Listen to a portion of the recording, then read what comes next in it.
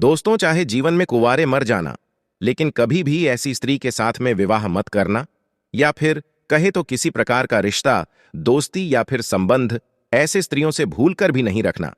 दोस्तों, आज आप जीवन की एक ऐसी सच्ची कहानी से रूबरू होने वाले हो जिससे आपको अपने आसपास के स्त्रियों के बारे में ऐसी राज पता चलेगी जिसे सुनकर आपका रूह कांप जाएगा। हाँ दोस्तों, इस कहानी में आप लोगों को सुनने के लिए मिलेगा कि वो लड़की कैसी हुआ करती है जिनसे इंसान अगर भूल से भी शादी कर ले तो वह बर्बाद हो जाता है। चाहे कितना भी धन कमाए, लेकिन हमेशा गरीब ही बना रहता है। नमस्कार दोस्तों, स्वागत है आप लोगों का आपके अपने YouTube चैनल हमारी साधना पर। दोस्तों, एक दिन भगवान विष्णु और मां लक्ष्मी बैठे हुए थे। तब माता लक्ष्मी पृथ्वी की तरफ देखती है और कहती है कि पृथ्वी लोक कितना स्वार्थी बन गया है। ऐसे में कौन अपना है और कौन पराया, आज के समय में यह समझना बहुत कठिन है। भगवान विष्णु बोले, हे लक्ष्मी, सही कह रहे हैं आप। अब मां लक्ष्मी बोली, ऐसे में जो एक जीवन साथी होती है, जो किसी इंसान के साथ उसके पूरे जिंदगी साथ रहती है, उसके बारे में पता होना बहुत जरूरी है। फिर भगवान विष्णु मां लक्ष्मी से कहे, सही कह रहे हो आप, नहीं तो किसी भी इंसान का जिंदगी एक पल में बर्बाद हो जाती है, वो अमीर से गरीब बन जाता है। माता लक्ष्मी ने कहा, हे प्रभु, ऐसी कौन सी बात है जो हर एक इंसान को उसके विवाह से पहले पता होना चाहिए। भगवान विष्णु कहते हैं, मैं आपको ये बातें एक कहानी के जरिए बताता हूं। आप बस कहानी को ध्यान से पूरा सुनना, क्योंकि आधा अधूरा ज्ञान कोई काम का नहीं होता। तो चलिए, आप लोगों का समय ज्यादा बर्बाद ना करते हुए गौर करते हैं जीवन की एक सच्ची कहानी की तरफ। इसके अलावा, हे माता लक्ष्मी, जो भी भक्त इस वीडियो को लाइक करे और चैनल को सब्सक्राइब करके कमेंट में जय माता लक्ष्मी लिखे, उनके घर में धन की कभी कोई कमी ना रहे, उनका घर हमेशा धन से भरा रहे। प्राचीन काल की बात है। एक गांव जो कि नदी के किनारे बसा हुआ था। उस गांव में एक बहुत ही दयावान राजा रहते थे और उनकी 2 रानियां थीं। और राजा अपने पत्नियों से बहुत ही घनिष्ठ प्रेम करते थे। और एक दिन राजा के राजमहल में एक बेटा पैदा होता है। और इसी खुशी में गांव के जो राजा थे, वो अपने दरबार में नृत्य सम्मेलन का आयोजन करते हैं। और इस नृत्य सम्मेलन में आसपास के गांव से भी कुछ लड़कियां भाग लेती हैं। शाम का समय था और नृत्य कला की आयोजन शुरू हो चुका था। और तभी राजा की नजर अचानक से एक सुंदर स्त्री पर पड़ती है, जिसका नृत्य देखकर राजा उन पर मोहित हो जाते हैं। और उसके बाद राजा मंत्री को कहकर अपने विवाह का प्रस्ताव उस लड़की के सामने पेश करवाते हैं। और वो लड़की इस प्रस्ताव को सुनकर के आश्चर्य में पड़ जाती है। और वो लड़की उस मंत्री से कहती है, मुझे कुछ वक्त दीजिए, मैं सोचकर बताती हूं। फिर कुछ दिनों के बाद राजा उस लड़की से शादी कर लेते हैं। फिर कुछ सालों के बाद छोटी वाली रानी को 2 पुत्र होते हैं। कुछ समय के बाद उनके तीनों बेटे बड़े हो गए। लेकिन दोस्तों, दूसरे वाले रानी को एक भी पुत्र नहीं था, क्योंकि उनके नसीब में कोई संतान प्राप्ति नहीं था। और दोस्तों, आप लोग जानते ही हैं कि राजा महाराजाओं को यह शौक हुआ करता था जंगल में शिकार का खेल खेलने का। तो जो राजा के 3 बेटे थे, उनमें से सबसे बड़ा बेटा एक दिन अपने घोड़े पर सवार होकर के जंगल में शिकार करने के लिए गया। और जंगल में शिकार खेलते खेलते पूरा दिन बीत गया, परंतु उसके हाथों से एक हिरण का वध तक नहीं हुआ। उसने एक भी हिरण को नहीं मार पाया। लेकिन तभी अचानक से सामने एक बहुत ही घने जंगल में से एक पागल इंसान निकल करके आया। वो बहुत ही अजीब सा फटा छिटा कपड़ा पहना हुआ था और उसका व्यवहार भी थोड़ा अजीब सा था। साथ ही खाने के तलाश में इधर उधर भटक रहा था और कंधे पे तोता बैठा हुआ था। उस इंसान और तोते के बीच में बहुत ही गहरी दोस्ती थी। दोस्तों, फिर वो राजकुमार जो कि शिकार करने आए हुए थे, वो उस पागल व्यक्ति के पास जाते हैं और पूछते हैं कि आप कौन हो, तुम यहां जंगल में क्यों भटक रहे हो। लेकिन दोस्तों, वो पागल व्यक्ति कुछ नहीं बोलता और उसे बहुत ही तेज की भूख लगी होती है, क्योंकि वो पागल व्यक्ति खाने के तलाश में था। इतने में ही राजकुमार अपने थैले में से कुछ लड्डू निकाल करके उस पागल व्यक्ति को देते हैं और भूखा व्यक्ति लड्डू को देखते ही लपक लपक कर खाने लगा। इतने में ही राजकुमार उस पागल व्यक्ति से पूछते हैं कि आखिर कौन हो आप और इस घने जंगलों में अकेले क्यों भटक रहे हो, आपका परिवार कहाँ है। ये सुनते ही उस पागल व्यक्ति के हाथ से लड्डू छुटकर जमीन पर गिर जाता है और उस पागल व्यक्ति की आंख भर आती है। वह फूट फूट कर रोने लगता है। और ये सब देखकर राजकुमार बहुत हैरानी में पड़ जाते हैं और उस पागल व्यक्ति से पूछते हैं कि आप क्यों रो रहे हो।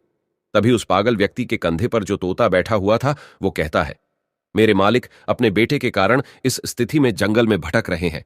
फिर राजकुमार कहते हैं कि ऐसा क्या हुआ इनके साथ में। तब तोता कहता है, इनके पास वाले नगर में एक लड़की है जिसका पिता एक राजकुमार है और वो अपनी बेटी की शादी करवाना चाहते हैं। परंतु वो लड़की तो शादी करने के लिए तैयार है, लेकिन उसका एक शर्त है। वो लड़की उस इंसान से शादी करना चाहती है जो उसके प्रश्नों का उत्तर दे सके। इसलिए जो कोई शादी की इच्छा लेकर के उसके पास में जाता है, वो उससे एक सवाल पूछती है, और अगर कोई व्यक्ति उस सवाल का उत्तर दे देगा, उसके साथ में वो विवाह कर लेगी, और अगर सवाल का उत्तर नहीं दे पाता है तो उसका शीश कटवा देती है। और इसी चक्कर में इनका एक पुत्र था जो कि उस स्त्री के द्वारा मारा गया। और मेरे मालिक यह सदमा बर्दाश्त नहीं कर पाए और अपना मानसिक संतुलन खो दिए, और इसी वजह से इनका राज्य भी अब उस स्त्री के कब्जे में है। इतना बात होते ही वो व्यक्ति वहां से चला जाता है, और यह सारी बात सुनकर राजा के दिल और दिमाग में उस राजकुमारी वाली बात बैठ जाती है। और वापस शिकार पर से महल की तरफ लौटते समय भी पूरे रास्ते उसी राजकुमारी का ख्याल उस राजकुमार के दिमाग में चल रही थी।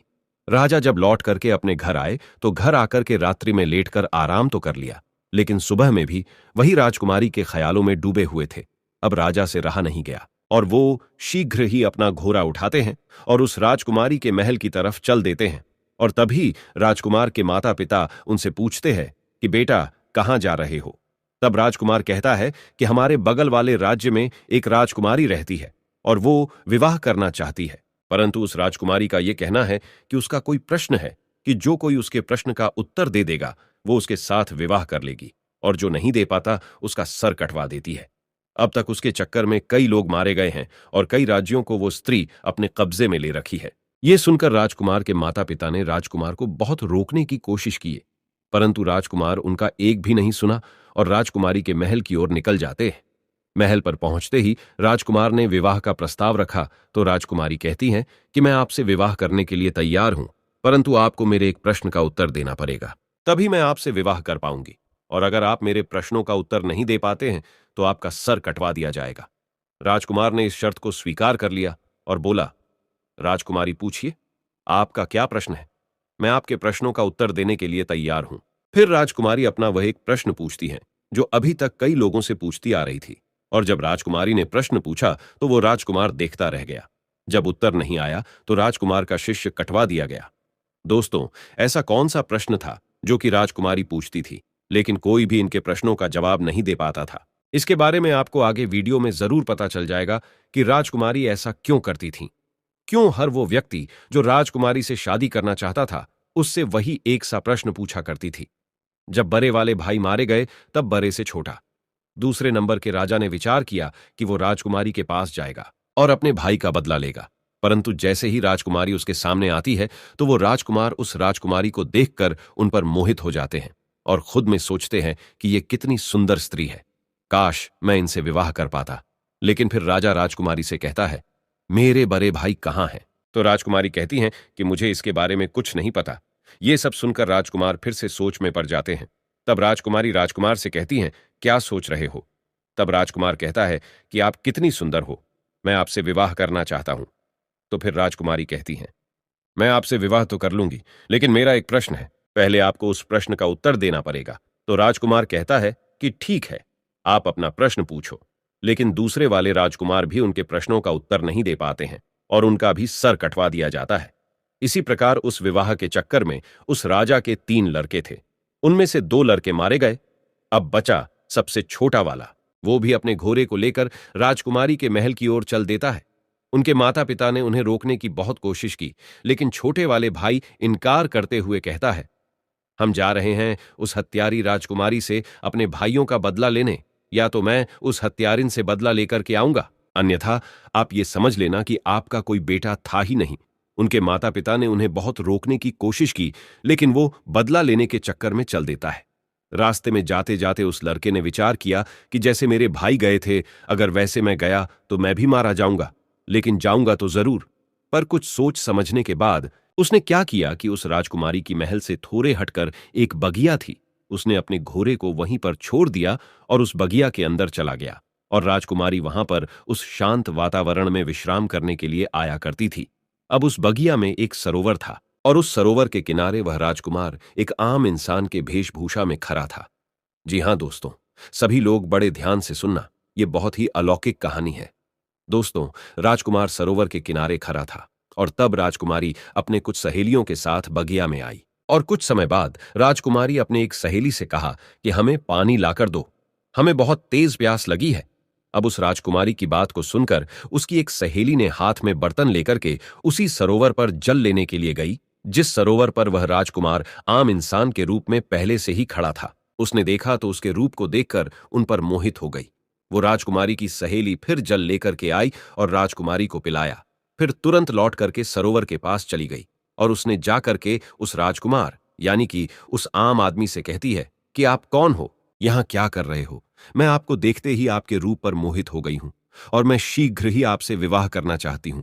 फिर राजकुमार कहता है कि वो तो ठीक है, लेकिन आप कौन हो? फिर वो लड़की कहती हैं कि मैं राजकुमारी की सहेली गंगा हूं। ये सुन करके राजकुमार उस गंगा के साथ उसके घर चले जाते हैं और गंगा अपने आंगन में चारपाई बिछा करके उस राजकुमार को बैठा दिया और उसके बाद में भोजन करवाया और फिर कहती है कि आप क्या सोच रहे हो? आप विश्वास करिए, मैं आपको कभी धोखा नहीं दूंगी, क्योंकि मैं तुम्हारे रूप के ऊपर दीवानी हो चुकी हूं। मैं तुमसे प्यार कर बैठी हूं। जब इतनी बात उस राजकुमार ने सुनी तो वो राजकुमार रोने लगता है। राजकुमार के आंखों से आंसू की धारा बहने लगी और कहने लगा, मैं इसलिए सरोवर में घूम रहा था क्योंकि ये जो तुम्हारी राजकुमारी है इतनी हत्यारी है, जिसने अब तक कई लोगों के सर कटवा दिए हैं और उन्हीं में हमारे 2 भाई मारे गए। तो मैं अपने भाइयों का बदला लेना चाहता हूं। इसलिए मैं ये जानना चाहता हूं कि ये राजकुमारी कौन सा सवाल पूछती है। तब गंगा कहती है, वो तो हम आपको बता देंगे, लेकिन पहले आप हमसे वादा कीजिए कि आप हमसे शादी करेंगे। तो दोस्तों, गंगा ने एक तरफ तो राजकुमार से शादी करने का वादा करवा ली, वहीं दूसरी ओर उसे ये डर भी लगा था कि अगर हम इनको वहां जाने देंगे तो पता नहीं ये वहां से लौट करके आएंगे भी या नहीं। तो फिर राजकुमार गंगा से कहता है कि मैं जरूर तुमसे विवाह करूंगा। लेकिन राजकुमारी से अपने भाइयों का बदला लेने के बाद जब राजकुमार ने गंगा से इतना कहा तो गंगा को राजकुमार के ऊपर विश्वास हो गया। तो फिर गंगा ने राजकुमार को राजकुमारी के बारे में बताना शुरू किया और गंगा ने कहा कि वो हर एक इंसान से केवल एक ही प्रश्न पूछती हैं कि गुल सरोवर की क्या कहानी है। तब राजकुमार ने गंगा से कहा कि आपको अगर प्रश्न पता है तो इसका उत्तर भी अवश्य पता होगा, आप हमें इसका उत्तर सुना दीजिए। लेकिन गंगा तुरंत हाथ जोर करके बोली, हे महाराज, अगर मुझे उत्तर के बारे में मालूम होता तो चाहे कुछ भी हो, मैं आपको इसके बारे में जरूर बताती। लेकिन गंगा कहती है, राजकुमारी के राज्य में एक साधु रहता है, सिर्फ उन्हीं को ये गुल सरोवर वाली कहानी पता है और उसने ही राजकुमारी को यह सलाह दी है कि अगर तुमसे कोई शादी करना चाहे तो तुम उससे गुल सरोवर की कहानी के बारे में पूछो। हालांकि यहां तक राजकुमारी को भी इस कहानी के बारे में कुछ भी पता नहीं होता, फिर भी राजकुमारी यह प्रश्न पूछा करती है क्योंकि वह उस साधु से प्रेम करती है। तब राजकुमार ने गंगा से कहा, चलो ठीक है, कोई बात नहीं, तुमने हमारा काम थोड़ा आसान कर दिया। अब हम जाते हैं पहले गुल और सरोवर की कहानी के बारे में पता करने कि इसकी कहानी क्या है। इसलिए आप यहीं पर इंतजार करिए और हम वापस लौट करके जरूर आएंगे। तब गंगा बोलती है, हे महाराज, गुल सरोवर की कहानी कहां मिलेगी आपको? मैं आपको यह बता सकती हूं, लेकिन वहां से जिंदा लौटना नामुमकिन है। वहां से जिंदा नहीं लौट पाओगे। राजा बोले, क्यों नहीं लौट पाएंगे? तब गंगा बोली, रास्ते में बहुत खतरा है, इसलिए आप वहां मत जाइए। इस जिद को छोड़िए, आप अपने भाइयों का बदला नहीं ले पाओगे। आप हमारे साथ विवाह कीजिए और बदला लेने के बारे में भूल जाइए।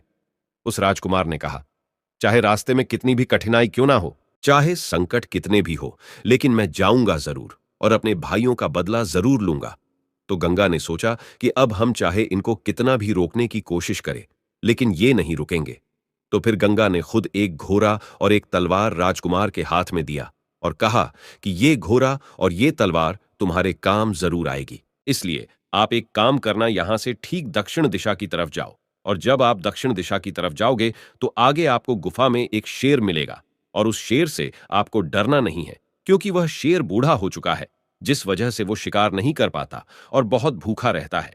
जब आप उसके पास जाओगे तो इस तलवार के मदद से रास्ते में उस शेर के लिए कुछ खाने को जरूर ले जाना और जब वह शेर गुफा से बाहर आए तब उसके सामने यह खाने की चीज रख देना। वो उसे खा करके तुम्हारी मदद जरूर करेगा। बस इतना ध्यान रखना कि आप जब जंगल में थोड़ा आगे बढ़ोगे तो आप समुद्र के किनारे पहुंच जाओगे, तो वहां से आगे आपको समुद्र के उस पार जाना होगा। और इतना कहकर गंगा राजकुमार को विदा कर देती है और राजकुमार दक्षिण दिशा में जंगल की तरफ निकल जाते हैं। जाते समय गंगा बोलती है, महाराज भूल मत जाना, लौट करके जरूर आना, चाहे कुछ भी हो जाए। मैं आपका जीवन भर इंतजार करूंगी, मुझे आप भूलोगे तो नहीं? तो उस राजकुमार ने विश्वास दिलाते हुए बोला कि आप चिंता मत करो, मैं लौट करके जरूर आऊंगा और तुमसे विवाह करूंगा, इसलिए आप तनिक भी चिंता मत करो। अब वो राजकुमार धीरे धीरे जंगल की तरफ बढ़ने लगा तो गंगा के मुताबिक उसको एक शेर का गुफा मिला, जिसमें वही एक बूढ़ा शेर था जिसके बारे में गंगा ने राजकुमार को बताया था, और साथ में ये भी कहा था कि आप रास्ते में इस तलवार की मदद से उस बूढ़े शेर के लिए कुछ खाने को ले जाना। तो वो राजकुमार बिल्कुल ऐसा ही करता है और उस शेर के सामने खाना रख देता है। चूंकि शेर बहुत भूखा था, तो वो खाना देखते ही बहुत खुश हो जाता है और लपक कर खाना शुरू कर देता है। राजकुमार देखता है कि अब तो शाम हो चुकी है, जिस वजह से हल्का हल्का ठंड भी लगने लगता है और कुछ देर में अंधेरा भी हो जाएगा। तो वो क्या करता है कि आसपास से कुछ लकड़ियां इकट्ठा करके ले आता है और गुफा के सामने थोड़ा सा आग जला लेता है। तब उसी आग के पास में आकर वो शेर राजकुमार के बगल में बैठ जाता है और राजा उस शेर को सहलाने लगता है। और कुछ समय बाद राजकुमार को आंख लग जाती है। राजकुमार वहीं पर सो जाता है। फिर अगले सुबह होते ही राजकुमार उस शेर के साथ जंगल में आगे दक्षिण दिशा की तरफ बढ़ने लगता है। चलते चलते जंगल में राजकुमार को आगे कई मुसीबतें आती हैं। कई तरह के जानवर राजकुमार के सामने आते हैं, लेकिन उस बूढ़े शेर की दहाड़ से सभी जानवर डर के भाग जाते हैं। और इसी तरह राजकुमार उस बूढ़े शेर के साथ चलते चलते समुद्र के किनारे पहुंच जाते हैं और पहुंचते ही देखते हैं कि थोड़े दूर पे एक व्यापारी कई हाथियों पे सामान लादकर कुछ सैनिकों के साथ समुद्र के तट पर खड़े हैं। अब वो राजकुमार उस व्यापारी के पास जाता है तो व्यापारी उससे पूछता है कि कौन हो आप, यहां क्या कर रहे हो। फिर राजकुमार अपने साथ बीती हुई घटना को उस व्यापारी को बताता है और कहता है, मुझे किसी भी तरह समुद्र के उस तरफ जाना है। इतने में ही व्यापारी देखता है कि समुद्र के उस पार से उसकी नाव आ रही है, जिसपे वह व्यापारी सामान को रखवाकर समुद्र के उस पार पहुंचवाया करता है। नाव के समुद्र के किनारे पहुंचने के बाद वह व्यापारी सामान को नाव पर रखवाता है और इतने में वह राजकुमार उस व्यापारी से कहता है, आप कृपा करके मुझे भी इस नाव की मदद से समुद्र के उस पार पहुंचवा दें।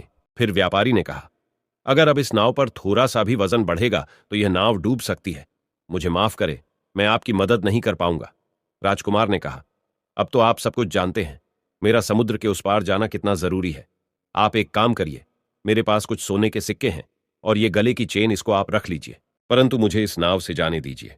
दोस्तों, वो व्यापारी बहुत ही लालची था, इसलिए वह राजा के दिए हुए सोने की सिक्के और उसकी चेन रख लेते हैं और नाव से सैनिक के द्वारा कुछ सामान उतरवा के राजा को उस नाव पर जाने देते हैं। और इसी तरह राजकुमार उस नाव पर बैठकर समुद्र के उस पार गुल और सरोवर की कहानी के तलाश में निकल जाते हैं। ठीक 15 दिन बाद राजकुमार समुद्र के उस पार एक नगर में पहुंच जाते हैं और नगर में गुल और सरोवर की कहानी के तलाश में इधर उधर भटकने लगते हैं।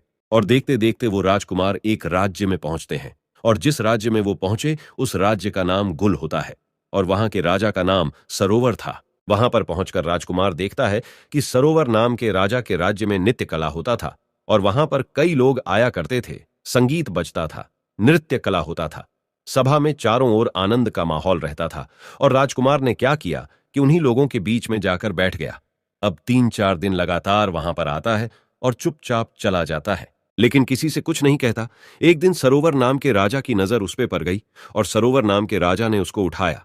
सभा के अंत में उससे कहा, मैंने आपको देखा कि आप 3-4 दिन से आते हो, ना किसी से कुछ कहते हो और ना ही किसी से कुछ बोलते। आप इस राज्य के नहीं लगते हो, इससे पहले कभी यहां दिखाई भी नहीं दिए। कौन हो आप, क्या करना चाहते हो? राजकुमार को तो गुल और सरोवर की कहानी पता करनी थी और उन्हें अच्छी तरीके से पता था कि इस कहानी के बारे में सरोवर नाम के राजा को जरूर पता होगा। इसलिए राजकुमार सरोवर नाम के राजा से कहता है, महाराज, मैं कुछ संगीत गाना चाहता हूं। यह सुनकर सरोवर नाम के राजा उनसे बोलते हैं कि कौन सा संगीत? ठीक है, आप सुनाइए। और इतने में सरोवर नाम के राजा के इशारे पर पीछे से ढोल बजने लगते हैं और राजकुमार संगीत गाने लगते हैं। उस राजकुमार ने इतना सुंदर संगीत सुनाया कि पूरी सभा बैठी हुई वाह वाह करने लगी। राजा खुश हो गया और राजा ने खुश होकर के बोला, हम तुम्हारे इस गायकी से इतने खुश हैं कि आप चाहे तो कुछ भी मांग सकते हो। आप जो मांगोगे हम आपको वो जरूर देंगे, ये हमारा वचन है। फिर राजकुमार कहने लगा, महाराज, ऐसा ना हो, मैं मांगू और आप अपना पैर पीछे खिसका ले, इसलिए एक काम कीजिए, आप रहने दीजिए। जो कुछ भी है वो ठीक है और जैसे भी है ठीक है, हम जैसे हैं अच्छे हैं। तो उस राजा ने कहा, नहीं, आप मांगो, ऐसा कुछ नहीं है, आप जो कहोगे वो हम आपको देंगे, आपकी जो इच्छा हो वो आप मांगना। अब उस राजकुमार ने कहा, हे महाराज, मुझे कुछ नहीं चाहिए, मुझे केवल आप गुल और सरोवर की कहानी बता दीजिए। उस सरोवर नाम के राजा को पसीना आ गया, जो सरोवर नाम का राजा था। उसने कहा, तुमने यह क्या मांग लिया? तुम मुझसे मेरा पूरा साम्राज्य मांग लेते, वो भी मैं तुम्हें दे देता, लेकिन तुमने मुझसे यह कैसा सवाल पूछ लिया? इसकी कहानी मैं जानता हूं, लेकिन मैं वो तुम्हें बता नहीं सकता। तभी राजकुमार ने कहा, महाराज, कुछ समय पहले आपने ही तो ये कहा था कि आप जो मांगोगे हम आपको वो दे देंगे। इसलिए आप केवल मुझे वही गुल और सरोवर की कहानी सुना दीजिए कि आखिर इस कहानी का क्या राज है। अब महाराज अपने ही दिए हुए वचनों में फंस जाते हैं और कहने लगे, अगर तुम्हारी यही इच्छा है, बार बार तुम यही जिद कर रहे हो, तो मैं तुम्हें गुल और सरोवर की कहानी तो सुना दूंगा, लेकिन ध्यान रखना, कहानी खत्म होने के तुरंत बाद हम तुम्हारा सर कटवा देंगे। अगर तुम इस बात पर राजी हो तो हम तुम्हें गुल और सरोवर की कहानी बताते हैं कि आखिर गुल और सरोवर की कहानी क्या है। राजकुमार ने कह दिया, ठीक है, आप मेरा सर काट लेना, लेकिन आप कहानी जरूर सुना देना। बोले, ठीक है, हम तुम्हें जरूर सुनाएंगे। तब महाराज मंत्रियों को इशारा दिया और नौकरों को भी इशारा दिया। अब नौकर चले हैं कारावास की तरफ। राजकुमार वहीं बैठा हुआ देख रहा है। तब नौकर क्या लेकर के आए कि एक लड़की है, वो बहुत सुंदर है। उसके शरीर पर फटे पुराने वस्त्र है और उसके हाथों में पैरों में बेरियां परी हुई है। वो चल नहीं पा रही थी और इसीलिए नौकर लोग मार लगाते हैं। अब वो राजकुमार देखता रह गया। ये क्या है, मेरी समझ में नहीं आया। तब तक उस लड़की को ला करके सरोवर महाराज के सामने खड़ा कर दिया। अब राजकुमार के सामने उस सरोवर नाम के राजा ने कहानी शुरू की। तुम सुनना चाहते थे गुल सरोवर की कहानी क्या है, तो सुनिएगा। मेरा ही नाम है सरोवर राजा। मैं ही हूं वो सरोवर, और गुल ये लड़की है जो तुम्हारे सामने हथकरी और बेरियों में जकरी हुई है। राजकुमार कहने लगा, महाराज, आप सरोवर और ये लड़की गुल, इसका मतलब आपकी ही कहानी है? महाराज ने बोला, हां, ये मेरी ही कहानी है। राजकुमार ने कहा, फिर तो आपसे अच्छी तरह और कौन बता सकता है? महाराज बोले, सुनो, हमारी कहानी क्या है। मैं विवाह से पहले एक बार जंगल में शिकार खेलने के लिए गया था, तो वहां ये लड़की अपनी सहेलियों के साथ बगिया में बैठी हुई थी। ये सब बातें उस सरोवर नाम का राजा समझा रहा है कि उस दिन बगिया में घूमते घूमते हम पहुंच गए तो हमारी नजर इस स्त्री के ऊपर पड़ी।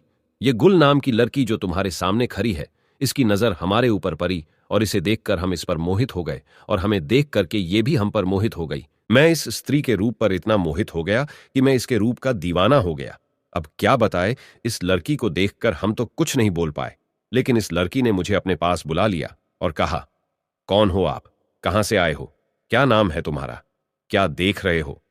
तो फिर मैंने उलझी हुई आवाज में से जवाब दिया, मेरा नाम सरोवर है और मैं इस राज्य का राजा हूं। और आप कह रहे हो कि क्या देख रहे हो, तो आप इतनी सुंदर हो कि ऐसा लगता है हम आपको ही देखते रहे।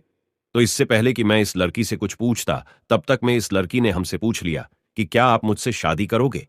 जो बात मेरे दिल में थी वो इसने कहा तो मैं बहुत खुश हो गया। अब ये लड़की मुझे साथ में लेकर के अपने घर पहुंची। अपनी मां से जाकर के हट की है, मां, मैं अगर विवाह करूंगी तो इसी के साथ मैं करूंगी, अन्यथा मर जाऊंगी। मां बाप ने बहुत समझाया कि बेटा, इनके घर खानदान का कोई पता नहीं कहां के रहने वाले हैं, इसका कुछ पता नहीं है। और उसकी मां कहती हैं कि एक अजनबी के साथ मैं तुम्हारा विवाह कैसे करा सकती हूं। तब महाराज कहता है, उस समय वो लड़की बार बार अपने माता पिता से विनय करने लगती है और खाना पीना तक छोड़ देती है। अब इसके जिद के सामने इसके माता पिता मजबूर होकर इसका विवाह मेरे साथ करवा दिए। और फिर वह सरोवर महाराज राजकुमार से कहता है, जरा ध्यान से इस कहानी को सुनना, क्योंकि इस कहानी में अब बहुत ही राज खुलने वाला है। होता यह है कि इस लड़की का विवाह जब मेरे साथ हो गया, तब विदा होकर के मेरे साथ मेरे घर के लिए आ रही थी। तो रास्ते में यह बहुत ही प्रसन्न थी और मुझसे कह रही थी, मुझे मेरे मन चाहे पिया मिले हैं और मैं खुद दुखी रह सकती हूं, लेकिन इनको कभी दुखी नहीं रहने दूंगी। और कहती थी कि मैं खुद संकट में रह सकती हूं, लेकिन इन पे कभी आंच नहीं आने दूंगी और अपने पिया से हमेशा लगाव बना के रखूंगी। ऐसे ही करके हम अपने घर पहुंच गए और इसे अपने घर ले आए। और अब तो हम उसके प्यार में इतना पागल हो गए कि सब कुछ भूलते जा रहे थे।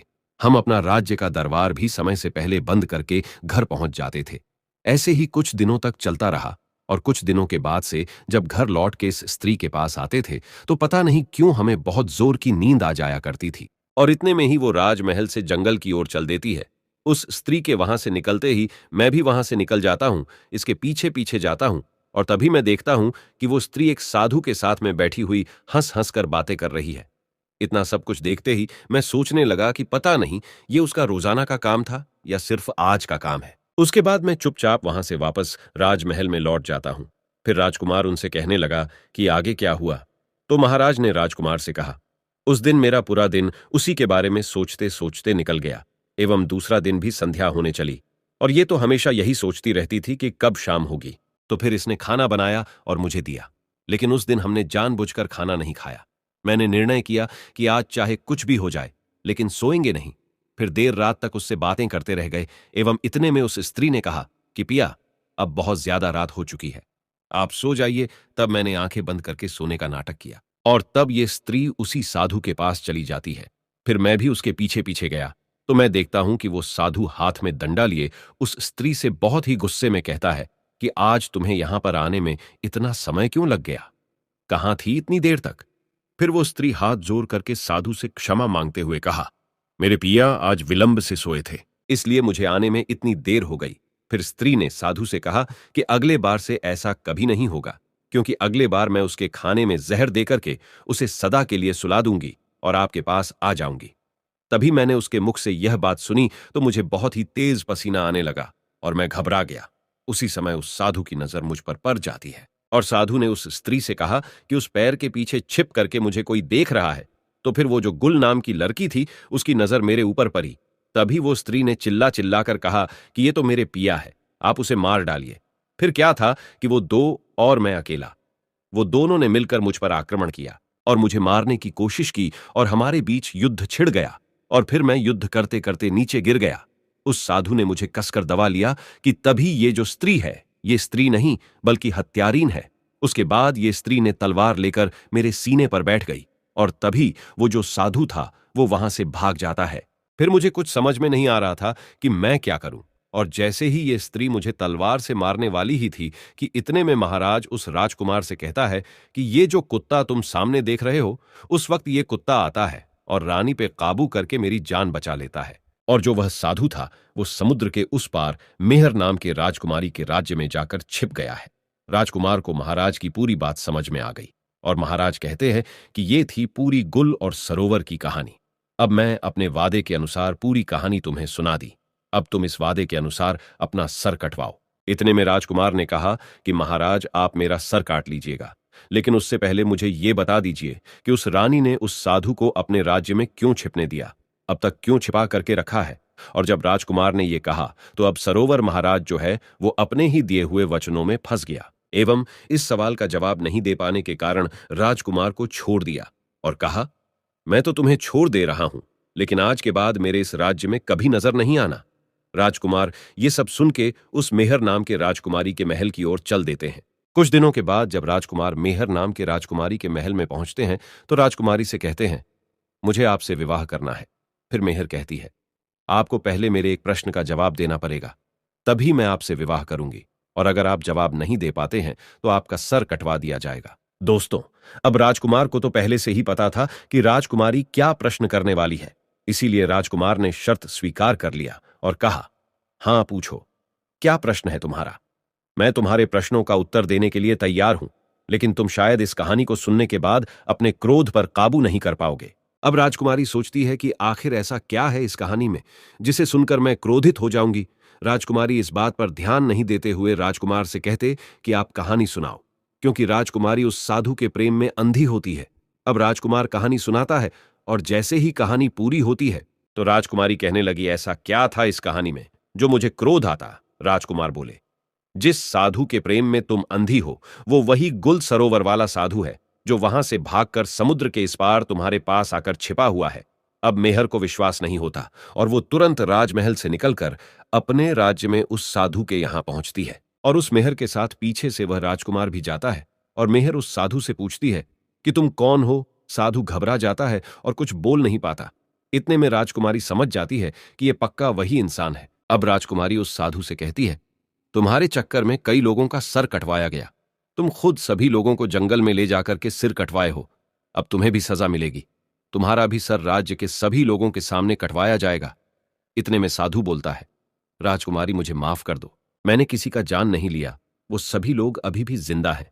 तब वो राजकुमार जो मेहर के साथ आया था उस साधु से पूछता है कि कहां हैं सभी लोग, तुम मुझे जल्दी से बताओ। अब वह साधु मेहर और राजकुमार को एक ऐसी जगह पे लेकर जाता है जहां पर वो सभी लोगों को कैद करके रखा था। राजकुमार सभी लोगों को वहां से आजाद कराता है और उनके दोनों बड़े भाई भी मिल जाते हैं और राजकुमारी उस साधु को हमेशा के लिए उसी कैद में बंद कर देती है। तब राजकुमार उस मेहर नाम के राजकुमारी से कहते हैं, आपका बहुत धन्यवाद, आज आपके वजह से मैं अपने भाइयों से मिल पाया, जहां मुझे लग रहा था कि मेरे दोनों बड़े भाई कब का मर चुके हैं। और इतना बोलने के बाद राजकुमार मेहर नाम के राजकुमारी से कहते हैं, जीवन में कभी भी किसी इंसान को दूसरे पे विश्वास नहीं करना चाहिए जब तक कि आपको उस दूसरे इंसान के बारे में पूरी जानकारी नहीं हो, क्योंकि ज्यादातर इंसान के अंदर खुद के लिए स्वार्थ छुपा होता है।